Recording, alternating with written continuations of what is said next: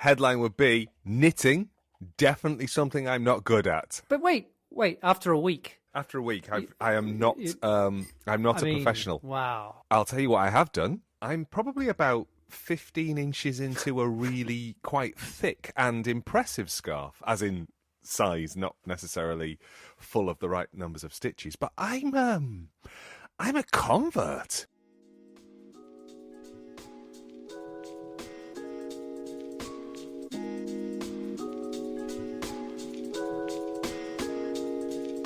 This is a podcast in which two friends talk about the pleasures, absurdities, and imperfections of being human. I'm Simon Ellis. And I'm Lee Miller. Welcome to Midlifing.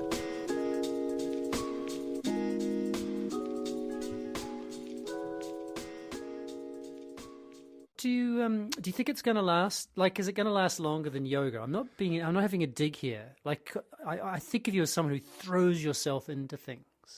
Well, yoga, I mean, in terms of yoga being a thing, that was a decade. I know you threw yourself into it for a decade. That was a lot of it. But I mean, I don't consider myself to be, I still practice yoga, but I'm not a yoga practitioner, if that makes sense. As my father used to say, there are many hitters of the golf ball, but very few golf players. I am definitely a hitter of a golf ball, where yoga is concerned right now. I'm definitely a hitter of a golf ball too.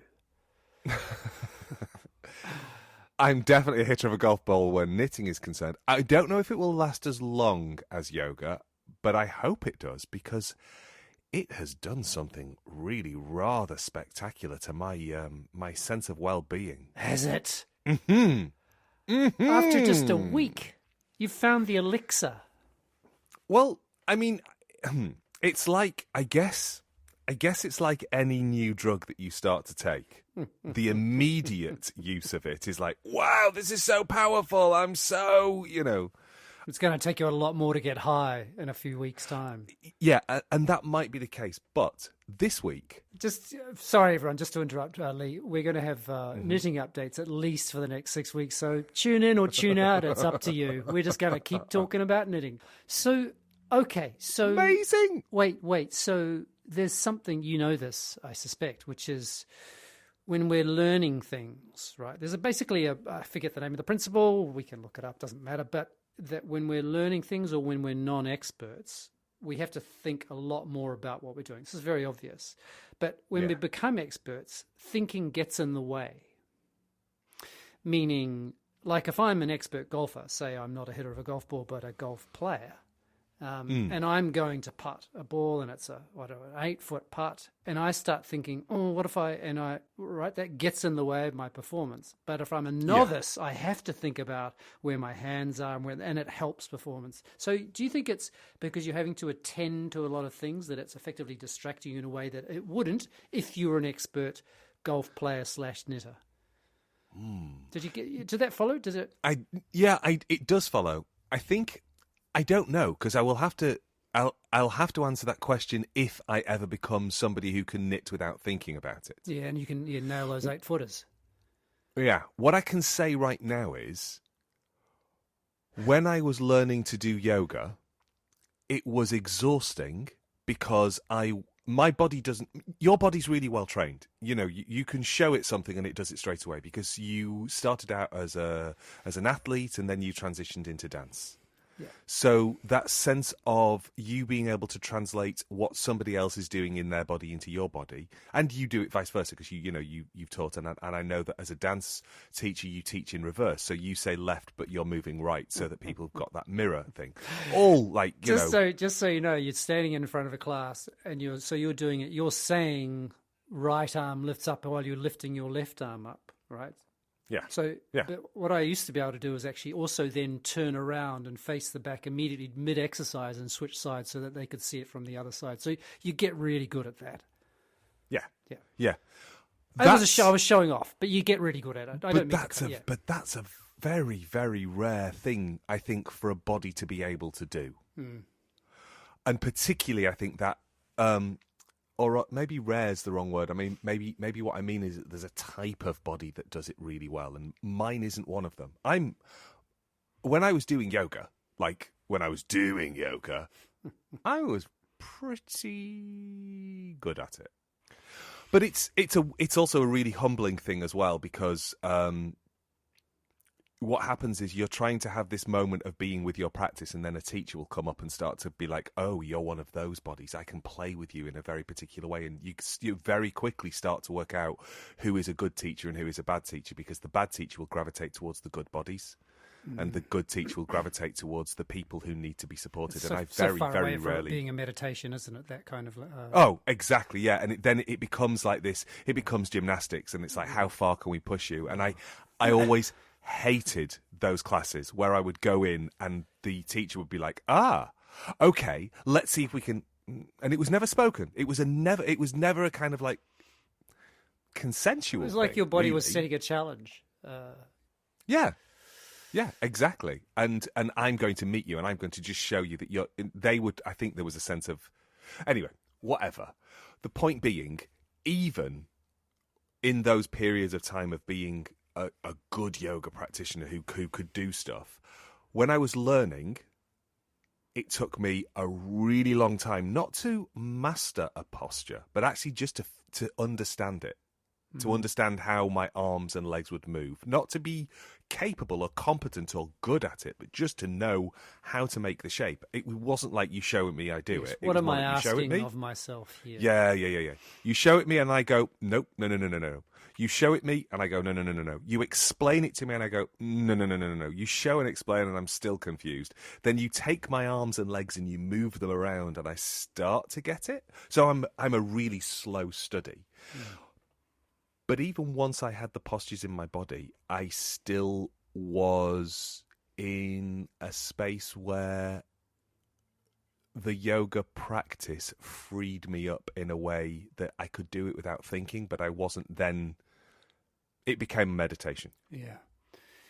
And I hope that that's what knitting does. I mean, it's if also I ever it's get something. that good. I mean, I don't know knitting, of course, but there's something. It seems from the outside as a occasional observer of people knitting that there's something about the rhythm, the manual dexterity, the smallness of the movements, the regularity that are effectively hypnotic in the way in which attending to the breath or running or all those kinds of things. Which so there's something. I imagine there's something there which also gives you space to think. But that's my question really: is it if you're stressed, does it give you more space to cogitate and ruminate on what it is that you're stressed about, or does it actually, because of the rhythm and the slowing down, does it actually free you from that?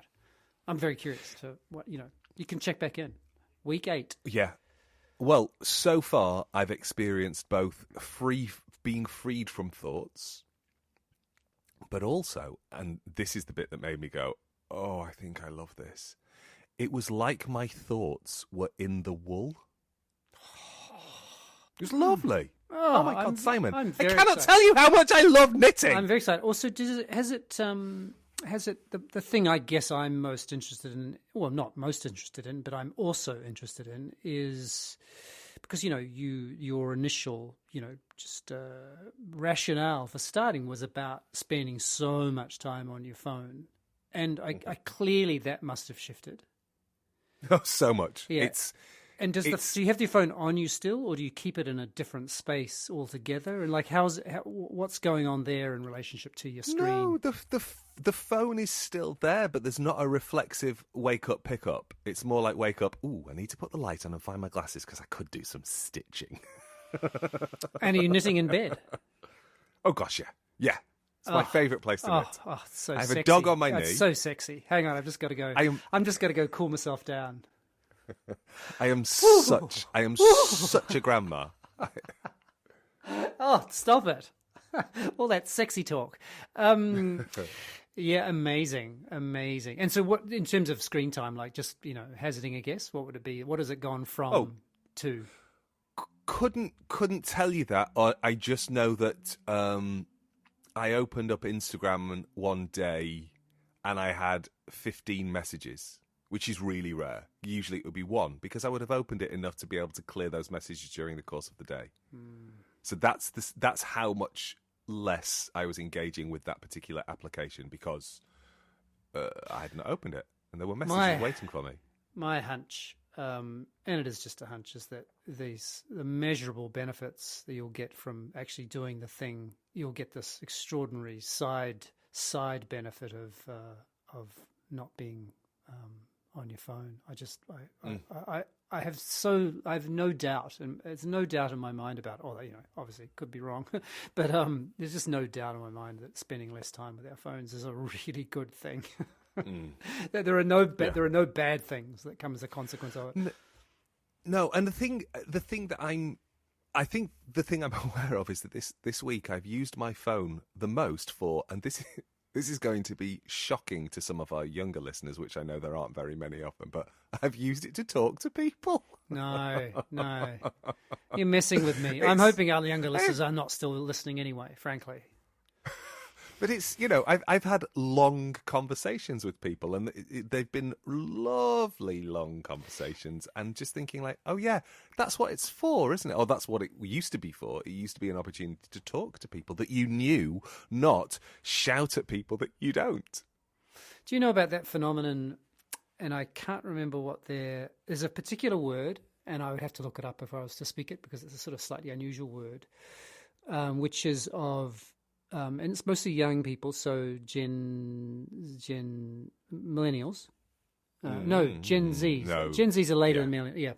Yeah. Gen Zs who are nostalgic for something that they've never experienced.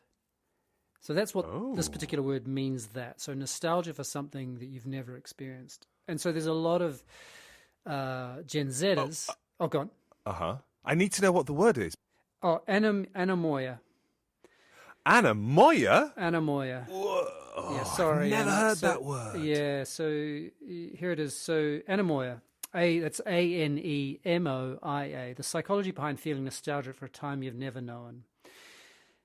And so this is like being excited for the 1950s if you were born in the 1970s. Correct, and it's gotcha. Okay, and so the example, of course, now is of millennials who are knowingly. I'll just use the word addicted, which I think's not a great word to use here, but let's say knowingly spend enormous amounts of time connected to their phones, almost constantly. But knowing that they don't like it, that's something that seems really clear now. But also, they're now posting videos of on whatever media of 1990s teenagers sitting around. Huh? This is breaking my heart. Yeah, and they're basically talking about how they've got no phones, and look at them actually talking to each other. And I mean, it is heartbreaking. It is hard. Yeah, so it's a phenomenon now. Them looking at these videos and being wistful, being nostalgic for something they've never experienced. And the thing that's really heartbreaking is that those videos that they're looking at are so rare. Because how many times were you surveilled in the 90s? Yeah. How many times did you have a camera on you? Yeah, and because they're choppy videos of some kind of class video who's got a VHS or Exactly. I mean, most of the conversations I had with friends at school and university, and probably well beyond, they weren't recorded in any way, shape, or form. If I look at my camera feed, it's like my life started in 2007 or 8. Yeah, it's so weird, isn't it? It's very very weird. I actually saw a video online of a woman had taken her son to see Star Wars in 1977 and had done a live recording. I mean, how she possibly thought to do this? A live recording of the audience, so basically the sound in the room. Yeah. And there's a person who'd posted online who'd then synced it with what was going on visually. And, the crowd clapping and cheering and doing all the things. But it was extraordinary just to hear this kind of time from, 1977. Yeah. But yeah, I have that immense, I think, respect, and I'll say respect and sadness for I'll just say young people. So for people who are, effectively Gen Zers who have grown up with smartphones or more or less haven't known any other age, that wow, how complex it must be for them and extraordinary for them to navigate that world. But at the same time, oh boy. Yeah, I'm just going to stick with oh boy, just exactly as you say. Oh boy. Yeah, and maybe we should just still encourage we've got a massive, people don't realise this, but a massive percentage of our listeners are Gen Zers. It's probably surprising, and we should just encourage them to knit. Knit, motherfuckers, knit. Or, you could crochet. You could needlepoint. You could cross stitch. Anything really. Wow, all that technical lingo. I'm in awe. I think technically needlepoint and cross stitches are very similar or the same. Crochet and knitting share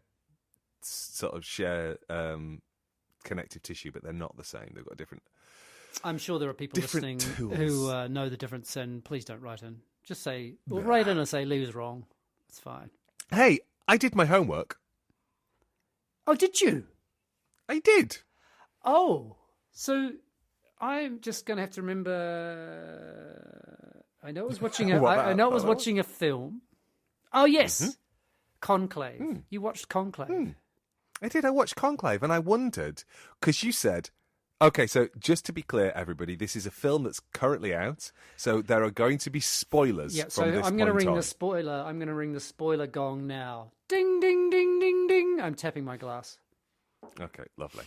So you said to me, there's a thing that happens, and then we had a conversation about that's good because things tend to happen in films, which we were relieved about. And you were waiting for it to happen and nothing happened. No. Lots of things. This is the thing. Lots of things happen. And I found every time a thing happened, I found myself thinking, is this the thing that Simon wants me to think about? Come on, there must have been really a thing at the point where you went, that's the thought when it happened, where I thought, I think Lee might like this film. I assumed it was the moment that there was the explosion and the windows blew in. No. Was it later than that? Yes. It's the reveal. So, it's effectively the reveal at the end. Okay, right. Because that was the bit that I was like, oh. Because I was like, oh, right, it's the explosion. Because that's like not what I was expecting to happen here. and like Captain America came busting in through the window of the Vatican or whatever it was. It turned into a Marvel movie. No, that's not what happened. But, okay, so the reveal, because, yeah. And then I thought, is it the reveal? And then I had I was knitting at the same time. Then I had a big think about, like, how do I feel about the reveal? And I felt quite good about the whole thing. Yeah, it was lovely. But I was struck by how chilling it was. Or no, how chilling it might be to experience watching that film and that reveal in Trump's America this week. Yeah, so we then need to say the reveal is that there's a priest who appears at the conclave. He's not on the list, and it turns out that the previous pope had asked him to be there, and he's not well known, or in fact hardly known at all, and he's been a priest in very many conflict zones, war zones. Congo, Kabul. In fact, Kabul is where he's main, stationed. Yes, exactly. Yeah. And it also turns out there's a point where you find out that anyway, definitely don't listen to this because we are going to spoil the film if you're planning on watching it. Because this is the big reveal. This is the pivotal moment in the film. It's what the film effectively hinges on. Is that it turns out that he was supposed to fly to Geneva or wherever to get a medical procedure, and that they were concerned about this. And of course, at the start, he's not considered to be material for the Pope anyway. He gets one vote. And then increasingly, the number of votes for him are going up. And it's a little bit prosaic, that part of the film. But it turns out he didn't have this medical procedure. And the reason is he didn't have this medical procedure is because he said, my body is as God intended it to be, or more or less words to that effect. Yeah. And the procedure was going to be some form of a hysterectomy, right? Yeah, a laparoscopic hysterectomy. So it's important then that we've been obviously referring to him as him. Yep. So this is a person who is intersex, and that becomes the kind of the hinge upon which everything sort of pivots, because the dean, played by Ray Fiennes, makes really clear in this really lovely impassioned sermon how he feels there should be more space for women in the church, and it's all very recognizing. But an intersex pope might be just a little bridge too far. Except, of course, the It's previous too late. pope. And it's too late because they've voted for him. And, of course, the conceit or the simple aspect of the film, but, of course, there's no way that he would have been voted to be pope if People had known that he was... I just enjoyed it. I just enjoyed it also partly because I knew my mother would love it, partly because as a woman in that church, in the Catholic Church, and for years, decades, really, she struggled with that, the sort of paradox of being a Catholic woman and the complexities of being a Catholic woman. And so, she just would have loved the kind of, effectively the grenade, it was the bomb going off in the Catholic Church, really, very beautifully. So you did like it? Yeah, I did like it. I mean, more overlap. I thought it was perfectly fine. Yeah. I don't think it's not like I'm not going to see it again, that's for sure.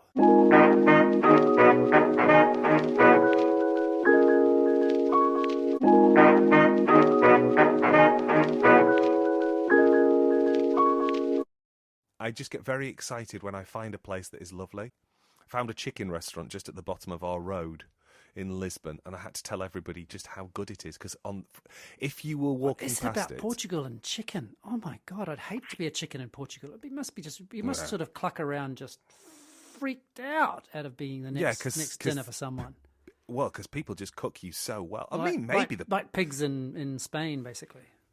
Yeah, maybe the chickens are like, well, it's okay. At least I'm going to go. I'm going to go being made delicious. I'm sure that's what's on their mind. It's probably not. That's a mammalian projection onto an avian brain. You could possibly be doing that. Yeah. Well, I like the thought, though. But we've reviewed the new... I took you to a... This is probably not podcast interesting, but I'm going to tell everybody anyway. I'll just cut it out. I took you to that pizza restaurant and you quite liked it. Yeah. In Lisbon. Yeah. Simon Kennedy Ellis. They've opened one at the bottom of our road. Wait, there's multiple restaurants at the bottom of your road? Well, our road goes in multiple directions, so there's multiple bottoms. Lots of things have been happening in our neck of the woods, and it's getting a little bit... it's getting a bit, dare one say... Gentrified. Yeah, well, I mean, you're not in traffic, you are traffic. Oh, stop it! That's not me! I'm not gentrifying anything. I've been there for too long. I was there when it was shit. And I know that's how gentrification works, so leave me alone. And on that bombshell, I'm leaving the podcast. Okay, goodbye! I had so many things to talk with you about today. And did you? Yeah. I've got lots of content, but hey! Do you want to? But no knitting. No. Do you want to listen? Do you want to just record another one on the bounce? I probably shouldn't, because I've got to go, and I'm going to a yoga class. A friend is doing their kind of teacher training, and they're having to do their exam, and I'm going to be a participant. Oh, right. And so I think it would be too put tight. Hands on you. Yeah. I hope they don't put hands on me. Yeah. I hope they do. Have they got one of those? Did I tell you I was once in a class that had like red and green cards, red on one side, green on the other, and you went in and you turned it over. No, whether to be touched or not. That wasn't in this country. That was in the States. I know. And then I found myself kind of like going, I hate this. Oh, at the same time, I kind of don't hate Shorthand. it. But then I found myself thinking, ooh, hang about though. What if somebody's doing something like really, really dangerous? Can you turn the card over? Well, what if the red stops you even approaching them and saying, ooh, you might not want to do that. That's going to really hurt you. Yeah. Does it stop you? Anyway, that's a separate question. Or you just, if there's the teacher, just lean over, turn the card over, and then start touching them. I mean, I don't see any problem with that. Enjoy your yoga class. Okay. Hey, good to talk.